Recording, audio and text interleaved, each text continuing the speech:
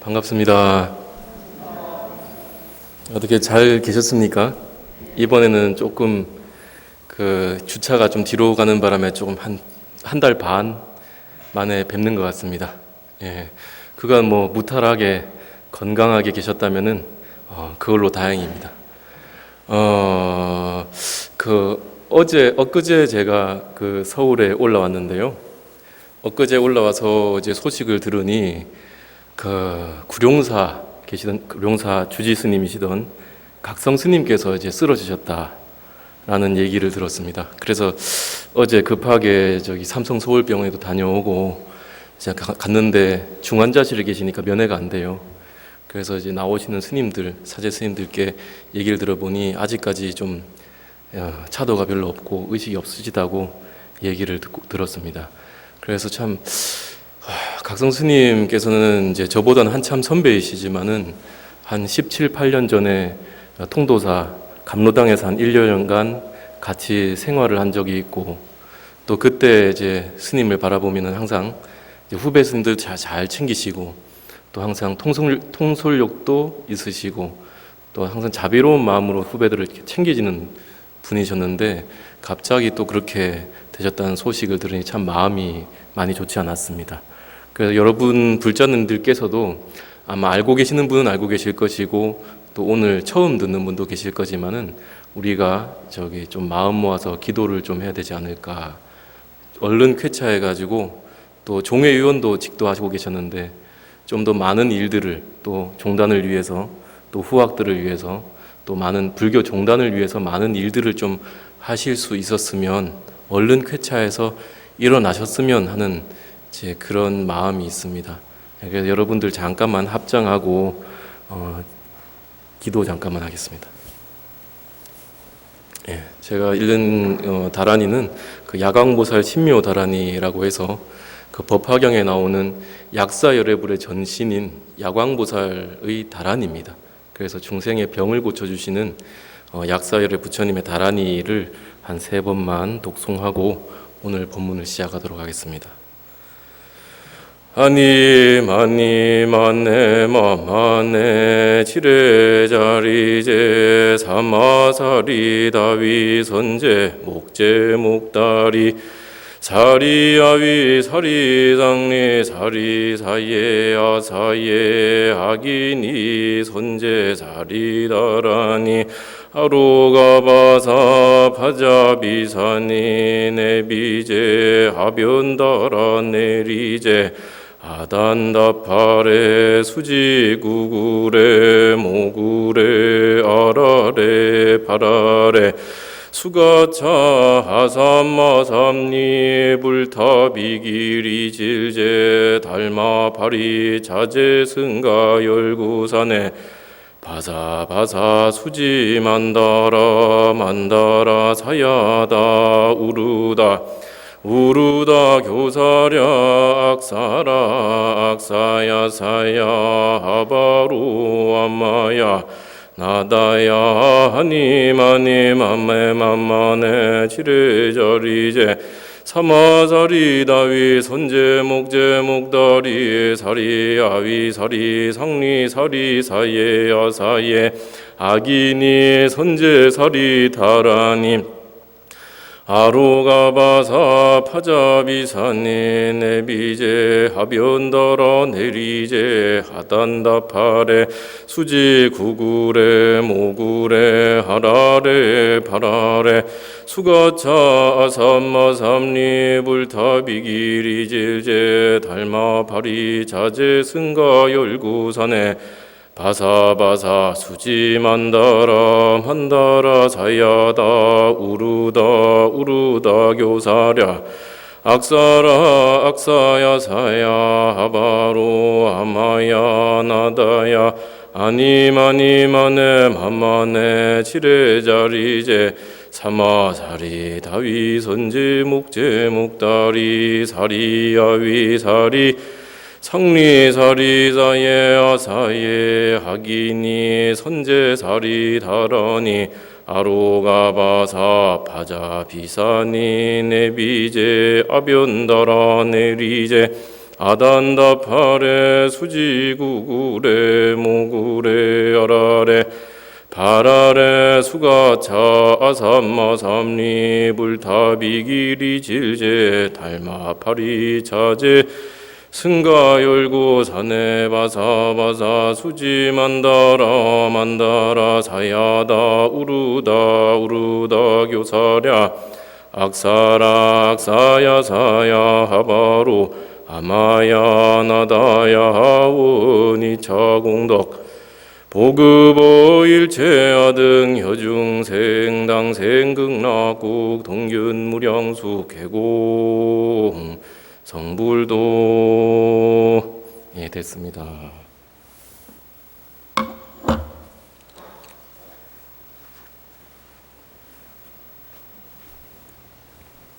예, 여러분들 마음 모아주셨으니까 금방 쾌차해서 나아질 거라 믿어 의심치 않습니다. 자, 오늘은 갑자기 처음부터 기도를 하는 바람에 좀 분위기 어두워질 수도 있는데 무슨 얘기를 좀 드려볼까라고 생각을 하다가 지난 9월 22일이 무슨 날이었죠? 양력으로 9월 22일 추분이죠. 예, 우리 24절기로 양력을 따져가면은 그때가 추분입니다. 추분이라고 하는 것은 그 날은 낮의 길이와 밤의 길이가 같아지는 때입니다.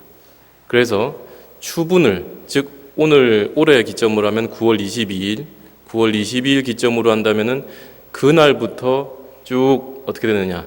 낮의 길이가 짧아지고 밤의 길이가 길어진다. 언제까지요?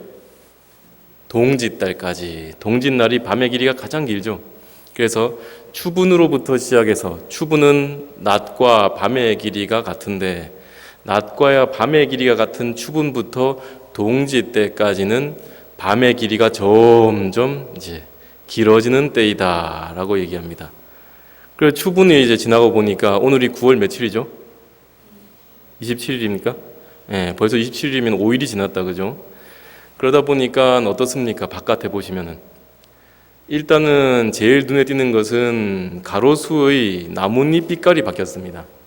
가로수 나뭇잎 빛깔이 바뀌고 또 은행나무가 아주 초록색, 짙은 초록색을 띄었는데 가만히 보다 보면은 좀 누르스름한 것도 있고, 그죠?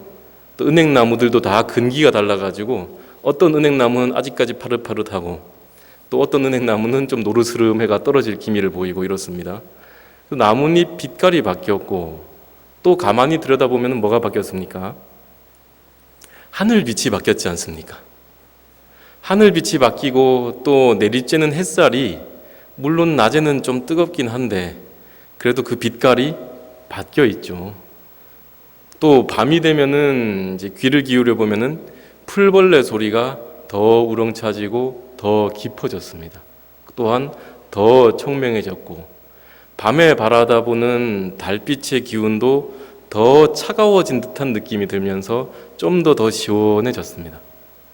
얼마 전까지만 해도 매미가 그냥 악을 쓰고 오르댔는데 그 매미 대신에 그 자리에 이제 밤에 풀벌레 소리가 잔뜩 이제 맺혀져 있는 것을 보면서 어떤 생각을 해보느냐, 늘 말씀드리지만은 이 세상 모든 것이 다 청정법신 비로자나 부처님의 설법이 이루어지고 있다라고 생각하는 겁니다. 청정법신 비로자나 부처님은 법신불이다. 법신이라고 하는 것은 진리를 그 당체, 바로 몸으로 하시는 분인데 결국 좀 더 비유적으로 얘기한다면 우리가 사는 이 세상은 다 청정법신 비로자나 부처님의 몸과 다름없다. 우리는 청정법신 비로자나 부처님의 진리의 몸 안에서 살고 있다. 그러다 보니까 세상 두두 만물이 변해가는 이치를 가만히 들여다보면은 그 안에 이미 청정법신 비로자나 부처님의 설법이 가득 담겨 있는데 우리는 그것을 보지 못한다. 아이고 좋구나, 시원해졌구나 이렇게 생각하면 그냥 끝이에요. 이 세상이 변해가는 모습을 보면서 어제도 또 이 빛깔이 아니었고 내일은 또 이 빛깔이 또 변해갈 것이며 작년에 왔던 가을이 올해의 가을과 같아 보이지만은 작년의 가을이 올해의 가을이 아니고 또 올해의 가을이 내년의 가을이 아니다. 하지만 그 가운데에서도 여전히 은행잎은 노랗게 물이 들고 단풍잎은 빨갛게 물이 들 뿐만 아니라 밤에 풀벌레 소리는 여전하고 달빛도 여전하다. 변해가는 그 가운데에서 또 여전한 움직이지 않는 어떤 것이 있다라는 사실을 이제 설법을 하고 계신다 이 말이죠. 그래서 세상 모든 것이 다 변해간다라고 하는 이치를 부처님의 교리, 부처님의 가르침에 빗대어 보면은 네 글자로 얘기할 수 있다라고 예전에 말씀드렸어요. 네 글자라고 하는 것은 바로 재행, 무상이다. 말씀드렸나요? 부처님은 세 가지 설법을 하시는데 부처님의 가르침의 기준을 삼을 때에 가장 첫 번째가 뭐냐라고 하면 재행무상이다라고 말씀을 드렸어요. 재행무상이다. 재행무상이라고 하는 것은 모든 것은 모든 행들은 없다. 뭐가 없냐? 항상함이 없다. 모든 행은 항상한 것, 영원하지 않다. 이 말을 하는 거거든요. 그러면 행이 뭐냐? 이거죠. 행이 뭐냐? 행이라고 하는 것은 예전에도 말씀드렸지만은 인과 연이 모여서 생겨나는 모든 존재들을 법이다, 행이다, 그러한 작용들을 행이다라고 얘기를 합니다. 그 인과 연이 모이는 모든 작용들, 우리가 잘 보면은 우리 몸도 어떻습니까? 우리가 태어난 것도 인연이 모여서 일어났죠. 어머니와 아버지 인연으로 인해 태어났고 또 그 몸이 우리가 먹는 음식물과 숨쉬는 이 산소를 흡입하고 또 어떻게 합니까? 호흡하고 이런 모든 것들로 인해서 유지가 되고 있잖아요. 그래서 우리 몸이라는 것은 이렇게 유지되다가 나중에 뭔가 호흡이 끊어진다든지 아니면 우리를 구성하고 있는 요소들이 사라질 때, 흩어질 때 어떻게 됩니까? 죽음에 이르렀다라고 얘기하고 이와 같이 인연이 모이면 생겼다가 인연이 모이면 흩어지는 이러한 모든 것들을 행이라고 얘기합니다. 행법이다 이렇게 얘기합니다. 그리고 이런 행법은 어떻다고요? 무상하다. 이렇게 얘기하는 거예요. 무상하다. 모든 만들어진 법들, 인과 연이 모여서 생겨난 법들은 무상하다라고 하는 것이 부처님의 가르침이 지니는 가장 첫 번째 특징이자 기준이 됩니다. 그래서 대지도론에 보면 이런 얘기가 있어요. 한번 읽어봐 드릴게요. 철없는 아이가 물에 비친 달을 보고 건져내려고 하는 것처럼 어리석은 사람들은 철없는 짓을 한다. 이 세상 모든 것은 변한다.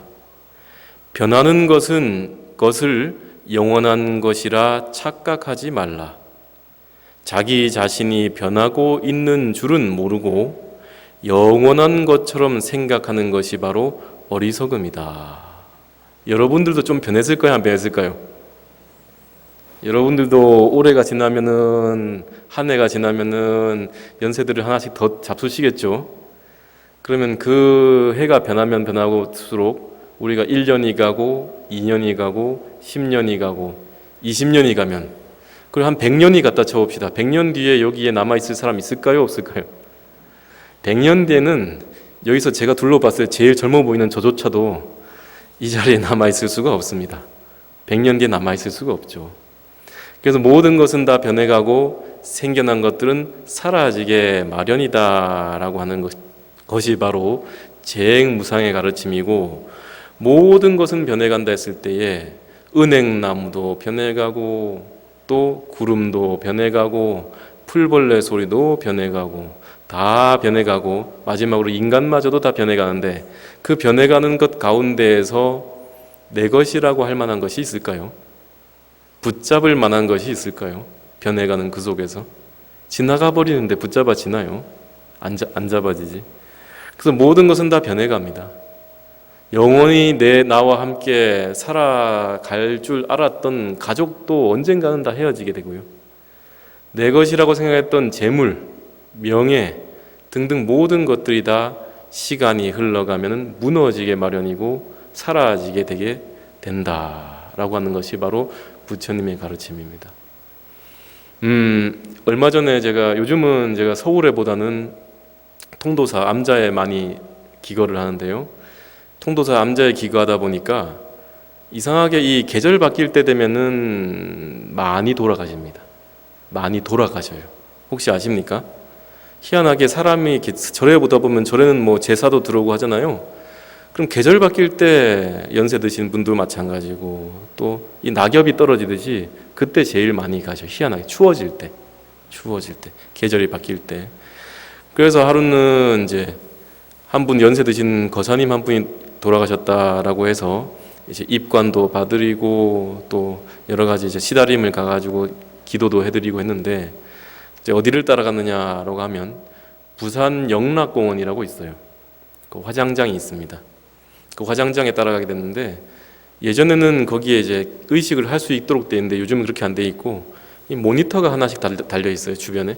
그 모니터 조그만 모니터 밑에 이제 영정 사진을 놓게 돼 있고 거기에 그 뭐 분양할 수 있도록 향로가 놓여져 있어요.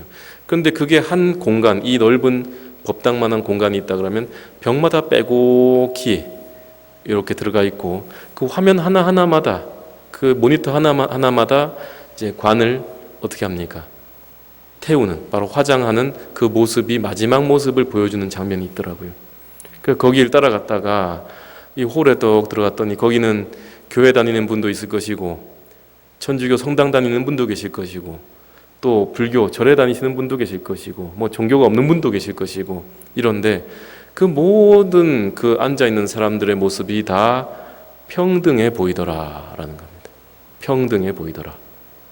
그럼 무엇으로 평등해 보이냐라고 하면 누구나 다 시간이 가면은 다 어떻게 될 것이다? 이 자리에 올 것이구나. 그러니까 하루 그 생각을 간간히 하고 앉아 있는데 옆에서 거사님 한 분이 바깥에서 한숨을 푹 쉬면서 이런 얘기를 합니다. 아이고 오늘 부산 시내에 돌아가신 분이 이래 많나? 이런 얘기를 해요. 그래서 어이구 저분도 한 단계만 더 나아가면 무상감을 느끼고 조금 더 도심이 일어날 텐데 하는 생각을 합니다. 아무튼 그 자리에서 좀 더 무상감을 느끼고 시간이 변해가며 부처님의 말씀이 한치의 오차도 없음을 다시금 새기는, 우리가 죽음 앞에서는 평등하고 괴로움 앞에서는 평등하고 모든 태어난 것들은 언젠가 다 죽음에 이른다라는 사실을 인식할 수밖에 없다라는 겁니다. 그리고 그 가운데에서 그 변해가는 그 가운데에서 그 어떤 것도 내 것이라고 할 만한 것 또는 내 옆에 둘 수 있는 만한 것들이 없구나, 다 떠나가는 것이구나 라고 생각을 합니다. 자, 아무튼 그래서 이 세상은 모두 다 변해가는 것이고 영원한 것이 없고 영원한 것이 없기 때문에 그 어디에도 내 것이라고 할 만한 것이나 나라고 할 만한 것, 나다라고 할 만한 것이 없다라는 사실을 인지하며 내가 없다라는 사실을 부처님의 교리로 얘기한다면은 제법 무하다. 제법 모든 존재들은 무하, 나라고 할 만한 것이 없다. 이것이라고 지칭할 만한 자성이 없다. 그래서 이 세상은 변해가는 것이고 내 것이라고 할 만한 것이 없다라고 하는데 거기에 내 것이 있다라고 생각하거나 영원한 것이 있다라고 생각한다면은 본래 영원한 것이 없고 내 것이 없는데 내 것이 있다라고 착각하거나 영원한 것이 있다라고 착각하게 되면은 그것이 이루어질까요? 안 이루어질까요? 이루어지지 않죠. 거기서 괴로움이 발생한다. 그것을 바로 일체계고다. 이 세상 모든 것들은 둘러보면은 좋은 것만 있을 것 같지만은 세상 모든 존재들은 다 생로병사의 괴로움에 떨어져 있다. 그 생로병사의 괴로움을 모르기 때문에 눈앞에서 인지하지 못하였기 때문에 그저 좋은 세상이다라고 생각하지만은 실질적으로는 그렇지가 않다라고 하는 가르침이 바로 일체계고, 일체는 모든 것들은 모두 다 괴로움이다라는 가르침입니다. 그래서 이 삼법인을 요약하면 세 가지인데 재행무상, 모든 것들은 변해간다. 재법무화, 변해가는 그 어떤 것에도 나의 것이라고 할 만한 것, 나라고 할 만한 것들은 존재하지 않는다. 일체계고, 모든 것들은 변해가고 나의 것이라고 할 만한 것, 나라고 할 만한 것이 없음에도 거기서 영원한 것, 나의 것을 찾는다면 그 자리에서 모든 괴로움이 일어난다. 일체계고다. 이렇게 세 가지를 부처님의 가르침의 핵심으로 얘기합니다. 그런데 이렇게만 얘기하면 우울해지죠. 왜? 세상 모든 것이 더덥다, 무상하다 이런 말만 하는 것 같잖아요. 그러니까 처음에 미국의 서구 사회에 불교가 전해졌을 때에 이 서구 사람들은 불교의 이러한 가르침을 보고 니힐리즘, 바로 허무주의, 염세주의다라고 얘기했습니다. 세상을 싫어하고 세상의 모든 것들을 떠나고자 하고 헛되고 없는 것들을 숭앙하는 그런 가르침이다라고 얘기했는데, 그것은 서구인들이 불교의 일면만을 봤기 때문에 제대로 보지 못한 것이죠. 원래 삼법인을 얘기할 때에는 재행무상, 모든 것은 변해간다, 재법무화, 모든 것에 나의 것, 나라고 할 만한 것이 없다, 일체계고, 모든 것은 다 괴로움이다 라고 하는 말 뒤에 하나가 더 있는 경우가 있어요. 바로 열반적정이다. 열반적정이란 말은 뭐냐? 열반의 적정, 고요할 적자에 고요할 정자. 열반의 그 고요함, 바로 이 세상 모든 것이 괴로움임을 알고 열심히 수행하여서 깨달음을 얻는다면은 그 자리가 바로 생멸법을 떠난 불생멸법, 바로 열반의 고요하고 고요한 자리다라고까지 얘기하는 거죠. 그래서 옛날에 그런 얘기가 있습니다. 혹시 설산동자라고 들어보셨나요? 설산동자. 설산동자는 뭐냐면은 설산이라는 것은 눈 덮인 산을 설산이라 그래요. 눈설자에다가 산자, 뇌산자를 써가지고 눈 덮인 산을 설산이라고 하는데, 이 설산은 본래는 이제 우리가 알고 있는 히말라야를 설산이라고 한다 했죠. 히마라고 하는 것은 눈이고 알라야라고 하는 것은 쌓이다라는 뜻인데, 바로 눈이 쌓였다라고 해서 히마와 알라야를 붙여가지고 히말라야다 이렇게 부른다 했죠. 눈 쌓인 산을 얘기합니다. 그래서 우리가 좀 더 극적으로 부처님의 고행이나 수행을 얘기할 때에 부처님은 설산에서 수행하였다, 설산에서 수도하였다 이렇게 얘기를 하잖아요. 그런데 이 설산에, 그 히말라야 설산에 한 동자, 수행자가 살고 있었는데, 이 수행자는 열심히 수행하던 와중에 길을 가다가 어떤 법문 소리를 듣게 됩니다. 무슨 얘기를 듣냐? 누군가가 큰 소리로 얘기하기를, 나지막하게 크고 나지막한 소리로 얘기하기를 재행무상이요 시생멸법이라, 이렇게 법문을 한다 이거죠. 재행무상 시생멸법이라, 모든 만들어진 인연이 모여서 일어난 법들은 무상, 영원한 것이 없다. 시생멸법, 이것이 바로 생멸, 나고 죽는 법이다. 태어나고 죽는, 생겨나고 사라지는 법이니라 라고 얘기했는데, 그리고는 잠깐 쉬어요. 뒤에 더 개성이 있을 것 같은데 더 얘기하지를 않습니다. 그러자 이 설산동자가 길을 가다가 그 소리가 나는 쪽을 가봅니다. 아니, 재행무상 시생멸법, 모든 만들어진 것들, 인연에 의해서 발생한 것들은 다 나고 죽는, 생멸하는 법이다. 이 높은 가르침을 누가 설하는 것인가 라고 해서 수풀을 제끼고 가봤더니 세상에 몸집이 크고 이빨이 불쑥 튀어나와 있는 야차, 귀신이 누워가지고 그 개송을 읊고 있더라라는 거죠. 그런데 이 설산동자는 뒤에 개송이 너무나 듣고 싶은 거예요. 뒤에 개송이. 그래가지고 그 나찰 귀신에게, 그 야차에게 묻습니다.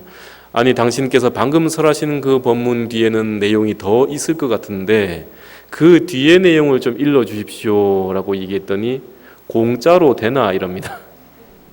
공짜로는 일러줄 수 없지. 그 설산동자가 다시 물어요. 그럼 당신에게 나는 줄 것이 없는 수행자이고 아무것도 가진 것이 없는 수행자인데 당신이 원하는 것은 무엇입니까? 라고 얘기했더니 나는 인간의 더운 피와 살을 먹고 산다 이럽니다. 무섭죠? 그러자 이 설산동자는 자기가 가만히 보면 가진 게 뭐가 있어요? 몸뚱이가 있다 이 말이죠. 그 내 몸을 줄 터이니 뒤에 계송을 일러주라라고 얘기하는데, 가만히 생각해보면 몸을 주고 나면 들을 수 있어요, 없어요? 없죠. 그래가지고 뭐라고 얘기하느냐, 내 몸을 줄 테니 계송을 일러달라 했더니 그 야차 귀신도 듣더니, 야, 내가 너를 먹고 나면 내 계송을 들을 수 없는데 어떻게 하느냐, 혹시나 또 네가 내 계송 듣고 나서 도망갈지를 어떻게 하느냐, 이렇게 얘기한단 말이죠. 그 설산동자가 얘기하기를, 내가 그러면 저 바위 위에 올라가가지고 있을 테니 네가 뒤에 계송을 얘기하면은 내가 바로 너의 입속으로 내 몸을 던져서 내 몸의 살과 피를 너에게 줄 것이다 라고 얘기를 해요. 그 올라갑니다. 그 야차가 봤더니 약속을 지킬 것 같아요. 그래가지고 이제 뒷계송을 일러줍니다. 아까 뭐였죠? 재행무상 시생멸법이었죠. 모든 인연에 의해서 만들어진 법들은 항상 함이 없나니, 영원한 것이 없나니 시생멸법이라. 이것이 바로 생멸하는, 나고 죽는 법이니라. 그 뒤에 계송을 이르되 생멸멸이 정멸위락이라. 생멸, 나고 죽는 것이 사라지면, 멸이, 멸하고 나면은 이 말이죠. 정멸위락, 적멸, 바로 고요하고 고요한 열반을 얘기합니다. 정멸의 그 정멸 열반을 위락, 즐거움이 된다, 즐거움으로 삼는다, 이런 말입니다. 별거 없죠. 별거 없죠. 아니, 생멸이 사라지면 그 정멸이 즐거움이 된다, 별 뜻이 없는 것 같잖아요. 그런데 그 설산동자는 그 자리에서 그 얘기를 듣고 바로 깨우침을 얻고 깨달음을 얻고 바로 몸을 던져가지고 이 야차의 입속으로 자신의 몸을 공양을 올립니다. 재행무상, 모든 만들어진 것들은, 인연에 의해서 생겨난 것들은 무상하니 시생멸법, 이는 생멸법이라. 생멸이 사라지고 나면 정멸위락, 바로 열반, 정멸의 그 고요한 열반의 상태를 즐거움으로 한다, 즐거움으로 삼는다. 그 얘기를 듣고 바로 자신의 몸을 던집니다. 그런데 이 야차는 밑에서 살과 고기를 얻어먹으려고 입을 벌리고 있던 야차는 실은 하늘 세계에 살고 있는 제석천이었습니다. 제석천. 그런데 이 설산동자의 수행령을 시험해보고자 일부러 그런 이제 요수를 내가지고 약간 어떻게 보면 함정을 판 거죠.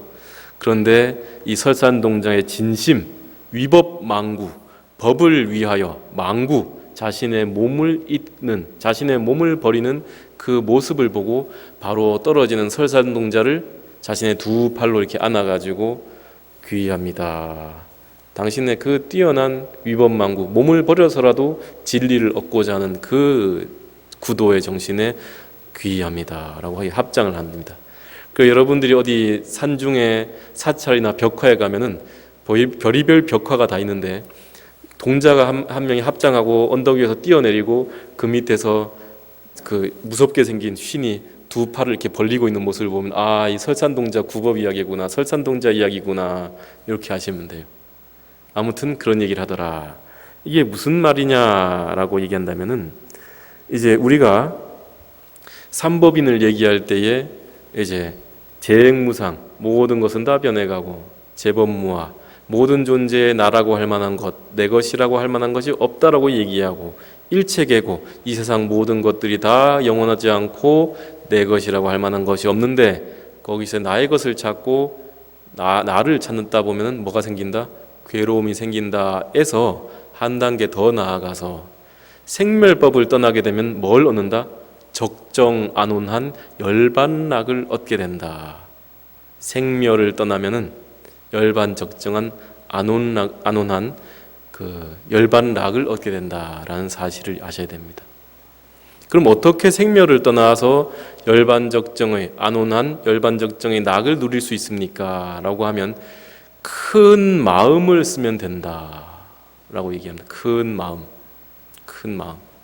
그럼 큰 마음이 뭐냐라고 얘기하면 이런 얘기를 한번 드려볼까요? 제가 지금 아까 일체 계고와 열반적정을 넣기도 하고 빼기도 한다 했잖아요. 그럼 그거와 관련돼서 얘기를 하나 드려볼게요. 여러분들 혹시 열반경을 읽어보신 적이 있으신가요? 열반경. 물론 이제 접하기가 좀 어려울 수도 있는데, 열반경이라고 하는 것은 부처님께서 두 가지 종류가 있습니다. 남방의 열반경이 있고 북방의 대승열반경이 있는데, 남방열반경은 부처님께서 인멸하시기 전 3개월 정도의 기간을 이제 서술의 배경으로 하고, 북방의 열반경은 부처님 열반부터 시작합니다. 부처님 열반드는 그 장면부터 시작해서 쭉 나와요, 희한하게. 근데 이 북방의 대승열반경에 보면은 이런 얘기가 나옵니다. 열반경의 핵심 사상이 뭡니까? 라고 하면 일체 중생 실유 불성이거든요. 일체 중생 실유 불성이다. 일체 모든 중생은, 일체 중생은 실로 다 이 말이죠. 유불성, 불성을 지니고 있다 이 말이에요. 불성이란 것은 바로 부처불자에다가 성품성자, 부처님의 마음을 지니고 있다 이 말이거든요. 그러면은 일체 중생이 누구나 할 것 없이 다 부처님의 마음을 지니고 있다라고 한다면은 우리는 누구나 다 뭐가 될 수 있는 거예요? 부처를 이룰 수 있고 부처님의 종자를 내 마음속에 가지고 있다라는 뜻이고, 그 일체 중생 실유 불성의 설을 얘기하는 대표적인 경전이 바로 열반경입니다. 그 열반경에서는 네 가지 열반 사덕을 얘기하는데, 열반 사덕이 뭐냐? 상, 락, 아, 정 이렇게 얘기합니다.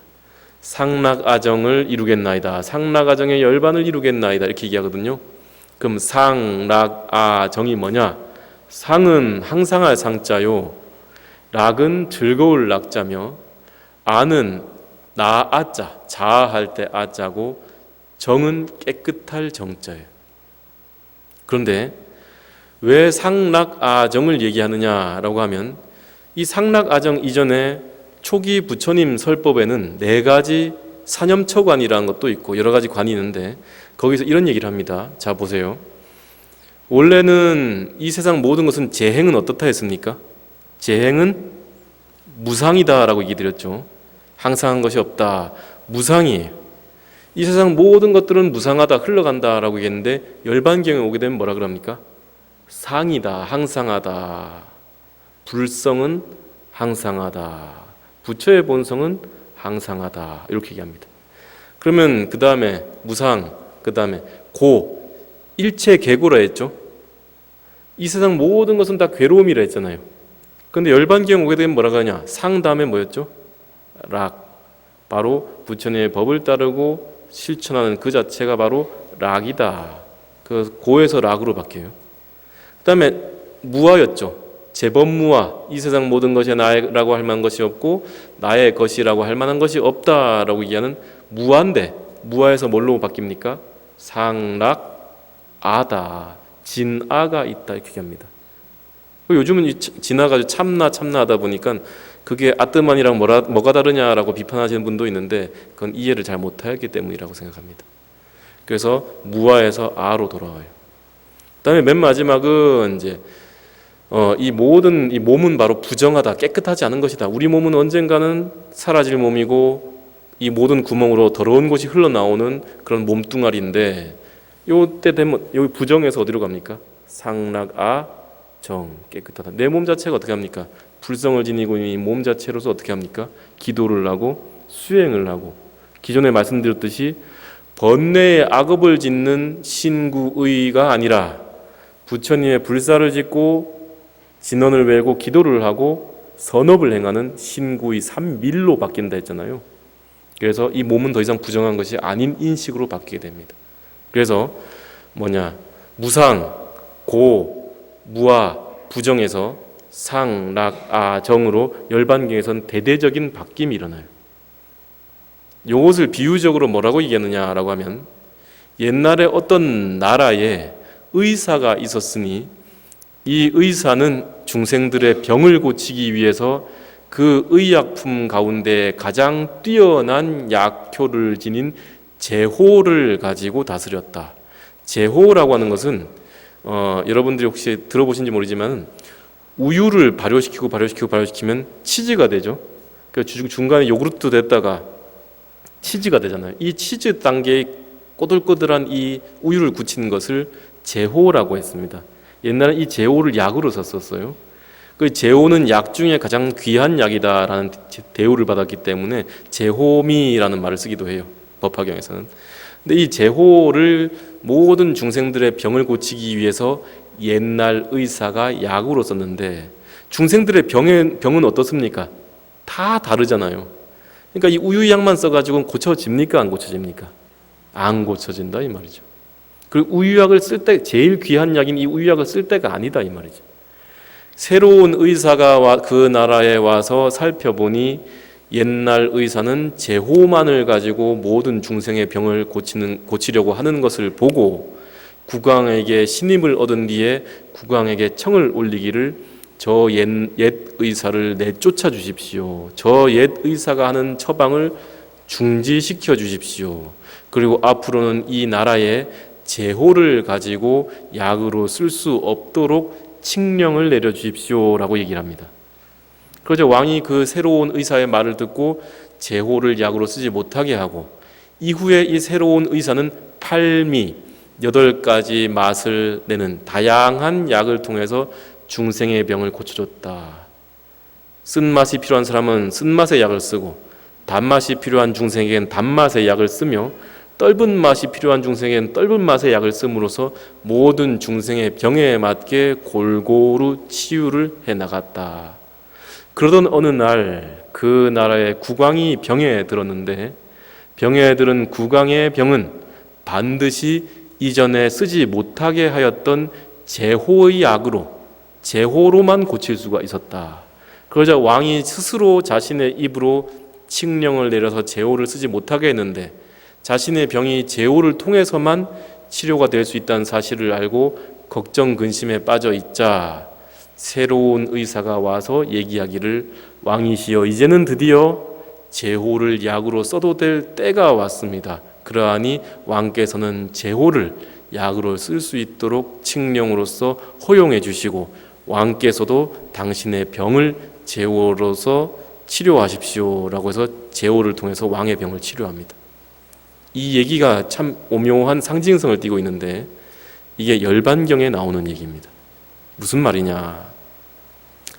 상락아정 모든 것은 항상하고 락 즐거움이며 참 나가 있고 정 깨끗하다라고 하는 것을 부처님 초기 가르침에 비하면 어떻게 됩니까? 안 맞는 게 됩니다. 어떻게 영원한 실체가 있는 어떤 것을 세우느냐 이 말이죠. 그런데 그 상락아정의 가르침이라는 것은 바로 제호의 약이었다. 옛 의사가 상락아정의 가르침만을 처음부터 폈기 때문에 중생의 병을 고칠 수 없었다. 따라서 부처님은 새로운 의사는 부처님을 상징합니다. 부처님은 중생들의 근기를 알아보고 제호로서는 아직까지 중생의 병을 고칠 수가 없다. 즉 내가 있다라거나 참나가 있다라거나 불성이 있다라거나 청정하다라거나 즐거움이다라고 하거나 이런 가르침으로는 중생을 제도할 수 없다라는 사실을 알고 처음에 뭘 설했다? 무상, 항상한 것이 없다. 고, 일체 모든 것은 괴로움이다. 공, 모든 것은 공하다. 무아, 나라고 할 만한 것이 없다라는 가르침을 설해주고 이것이 바로 팔미, 8가지 맛을 지닌 약이다 이 말이죠. 그것을 중생의 병이 다 고쳐지고 어느 정도 중생들의 근기가 순숙해진 뒤에는 뭘 설한다? 드디어 제호의 가르침, 상락아정의 가르침을 설한 것이다 라고 하는 것이 바로 열반경에서 얘기하는 초기 불교의 고공무상무아나 부정예라는 그런 약간 뭐랄까요 그런 가르침과 또는 유를 얘기하는 그런 가르침을 왜 설했느냐에 대한 이제 비유와 예시가 됩니다. 자, 아무튼 좀 어려운 얘기를 하다 보니 좀 그런데요. 다시 한번 들어가 볼게요. 자, 한번 다시 한번 읽어보겠습니다. 법구경에 이런 말이 있어요. 잡념이란 잡념은 모두 다 끊어버리고 먹고 입음에 구애받지 않는 그런 사람의 깨달음의 경지는 텅 비어 아무것도 없기 때문에 허공을 나는 새의 자취처럼 마음 쓰는 흔적이 없다. 여러분들 새 날아가고 나면 그 새 발자국 남습니까? 새가 하늘에 허공에 요즘 이제 하늘도 좋은데 새가 날아가고 나면 거기에 새 발자국이 보여요 안 보여요? 안 보이죠? 새는 날아가는데 발자국이 있어요, 없어요? 없죠. 그것을 금강경 가르침을 얘기하면 뭐가 될까요? 응 무소주 이생기심이라. 응당 머무르는 바 없이 그 마음을 낸다. 응당 집착되는 바 없이 그 마음을 낸다. 지나갔어도 뭐 한 바가 없다?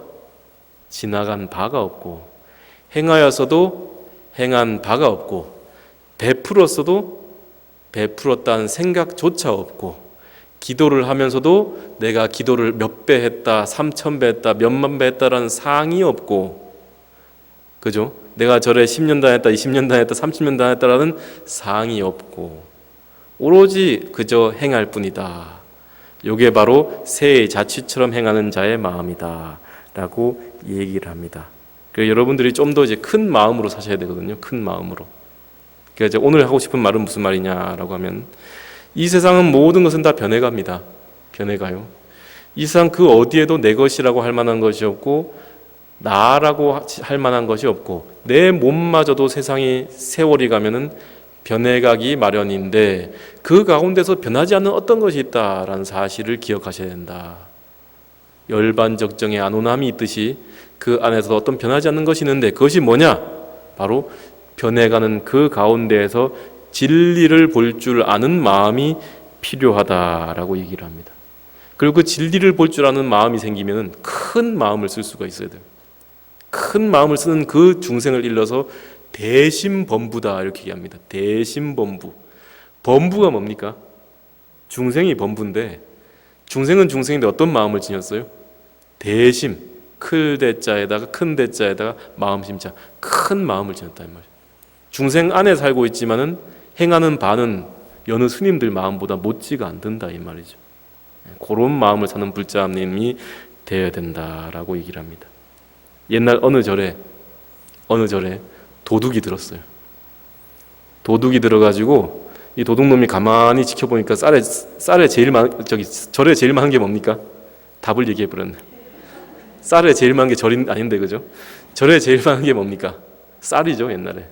그러니까 쌀을 좀 훔쳐가겠다 싶어가지고 지게에다, 보자기에다 쌀을 잔뜩 찧어가지고 지게에 덜컥 올리고 끙 하고 일어나려는데, 이게 일어나집니까? 안 일어나집니까? 너무 욕심을 내가, 너무 쌀을 많이 담아가 일어나지질 않네. 그러다 낑낑대고 있는데 갑자기 지게가 번쩍 들려요. 어이구 이게 무슨 일인가 싶어가지고 지게를 집어지고 기분 좋은 마음에 가려고 하니까 뒤에서 노스님이 밤길 어두운데 길 조심해서 가시게 지게를 들어줬다 이 말이에요. 쌀 훔쳐가는데, 절에 와서 쌀 훔쳐가는데 노스님이 지게가 안 들리고 있으니까 힘들어하니까 지게 번쩍 뒤에 들어주고, 밤길도 어두운데 무거운 쌀 들고 조심해서 들어가시게 이렇게 얘기하더라 이 말이죠. 저 같았으면 어떻게 했을까요? 저 도둑놈 잡아라 하면서 이제 몽둥이도 뛰어났을 텐데, 그 노스님은 지게를 이렇게 들어주더라. 이게 대심이에요. 큰 마음이.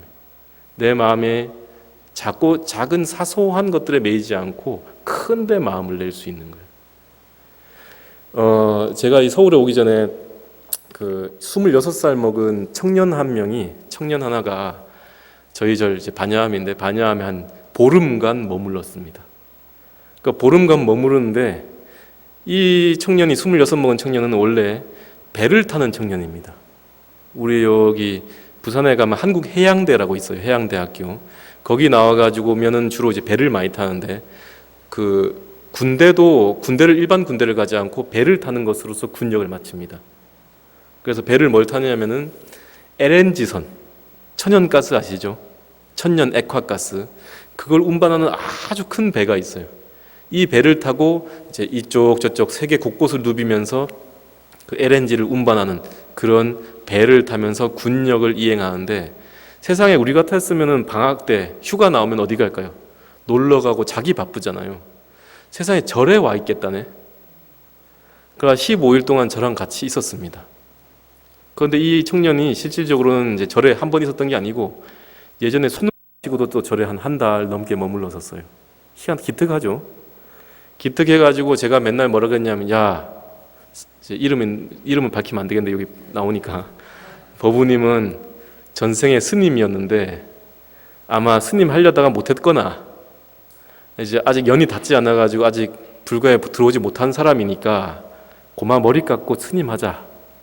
배 내리면 내 상자를 하든 사제를 하든 스님 하자니까 아 스님 전 안 할랍니다 이럽니다. 그 왜? 그러니까 저는 뭐 여자친구도 좀 사귀어보고 싶고 바깥에서 해가지고 살고 싶습니다. 그럼 네 언제 출가하러 올래? 내 생에 오자. 아 스님 내 생은 너무 빠릅니다. 언제 올래? 내 후생에 제가 출가 한번 해보겠습니다. 이런 얘기를 해요. 그래서 아 그래 나도 뭐 네 출가 이번 생에 하는 건 반대다. 그래서 왜요 스님? 네 엄마가 너무 무섭다. 어머니 보살님도 절에 다니시거든요. 근데 어머니 보살님이 성격이 아주 깔끔하셔요. 아주 깔끔하셔가지고 막 엄청 치우시는가 봐요. 하루는 이 버부가 이제 지방에 있다가 잠깐 제가 심부름 시켜가지고 어디 뭐 가지러 갔는데 그 어머니 보살님이 그 버부가 머무는 방 안에 딱 문이 열려 있는데 그게 딱 서 있는 거예요. 제 가슴이 철렁 내려앉대. 예, 왜? 그 방이 안 치워져 있더라고요. 아무튼간에 이 버부가 저녁만 되면 와가지고 보이차 한 잔 달라 그래요. 전 자려고 그러는데 스님 차 한 잔 주십시오. 그러니까 보이차를 마시면 한 2시간 마십니다. 앉아가지고 보이차 마셔요. 차 맛을 또 알아가지고 세상에 어떤 차가 어떻게 마시는지 다 알아요. 그러니까 차를 먹으면 마음이 편안해지고 잠도 잘 옵니다. 이럽니다. 스님 같은 얘기를 해요. 그래가지고 내후생에 출가하기로 약속을 받았거든요. 이 말빛이 무서워요. 내후생에 안 하면 안 되겠죠. 근데 왜 아니나 다를까 어제 갑자기 카톡 문자가 와가지고 뭐라느냐. 스님 청양당 제가 사는 곳이 청양당인데 청양당에 크고 무거운 택배 하나가 갈 것입니다 라고 문자가 왔어요. 얘가 뭘 보내나 싶어가지고 그냥 대수롭지 않게 그래 갖다 놔라 이랬단 말이죠. 하여튼 스님 가면 잘 쓰십시오 그러길래 야 뭘 갖다 놨노? 나는 크고 무거운 건 니밖에 없는데 크고 무거운 거 뭐 갖다 놨냐 하니까 LG전자에서 갑니다 이러더라고요. 그래서 곰곰이 생각을 해봤어요. 곰곰이 생각해봤는데 이제 제가 절에서 그 법우님과 함께 지낼 때에 이 숙소마다 처소마다 있던 이불들이 너무 습해가지고 이번에 비가 많이 왔죠. 그걸 다 거풍시킨다고 널고 있었어요. 제가 널고 다 빨아야 되는데 이게 건조가 잘 안 되는 거예요. 그러니까 그 생각을 늘 하고 있는데 세상에나 그걸 어떻게 지나가다 들었는지 건조기를 사서 보냈네. 건조기도 그냥 건조기가 아니고 뭐 16kg 이런 거 있잖아요. 이만한 거 있죠. 비싸거든요. 그걸 자기 돈으로 사서 보냈어요. 자기가 배 타면서 급여가 좀 나오잖아요. 그 급여를 모아다가 세상에 시켜가지고 떡 보내서 추석 지나면 도착한다고 기대하고 있으시라네요. 그런데 이제 그걸 보면서 어떤 생각이 드느냐. 야 26살밖에 먹지 않은 청년이 어떻게 저런 마음을 낼까. 저 필시 전생의 중이었다. 이런 생각을 좀 했어요. 그래서 제가 답장을 보냈습니다. 답장을. 법우님이 보낸 그 건조기는 눅눅한 빨래의 습기를 제거하는 것이 아니다. 이 절에 살고 있는 스님들과 수행자들이 숙생에 대대로 닭업생내로 지어왔던 번뇌의 습기를 제거할 것이고 또 법우님이 보낸 그 건조기는 그저 이불의 먼지만을 떨어내는 것이 아니다. 이 절에 살고 있는 수행자들과 스님네들의 마음에 낀 번뇌의 때를 털어내는 그런 건조기가 될 것이고 그 공덕이 한량이 없을 것이다. 게다가 LG전자 DD모터는 무상보증이 10년이니까 그거 고장날 때까지 세상에 얼마나 많은 복덕을 지을 것인가. 요즘 모터가 오래 가더라고요. 그래서 야, 저 10년 동안 저 건조기 돌리면서 스님들이 쓸 텐데 절에서 쓸 텐데 네가 짓는 복이 참 얼마나 한량이 없을까. 그러니까 이게 뭐냐면은 제가 26살이었다 그러면 아까워서 보지 못했어요. 그런데 그 마음을 낼 수 있다는 것 자체, 그걸 보시했다는 게 중요한 게 아니에요. 얼마짜리를 보시했다 이게 중요한 게 아니고 자기가 먹고 싶고 쓰고 싶은 거 여자친구 만나서 데이트 비용 쓸 것도 얼마나 많을 거 아닙니까? 근데 그걸 안 하고 세상에 잠깐 스님 일하는 거 보고 들고 보고 듣는 거 가지고 마음에 담고 있다가 세상에 그걸 떡하니 보내놨다 이거죠. 그러니까 참 마음이 좀 울컥하기도 하고 좀 짠하기도 하면서 뭔가 모른 감동을 느꼈습니다. 그래서 우리 이 마음이라고 하는 것은 넓게 쓰면은 삼천대천 세계를 아우르고도 남아요. 그런데 좁게 쓰면요, 마음을 좁게 쓰다 보면은 세상에 송곳 하나 꽂을 곳이 없을 만큼 좁아지는 게 우리의 마음입니다.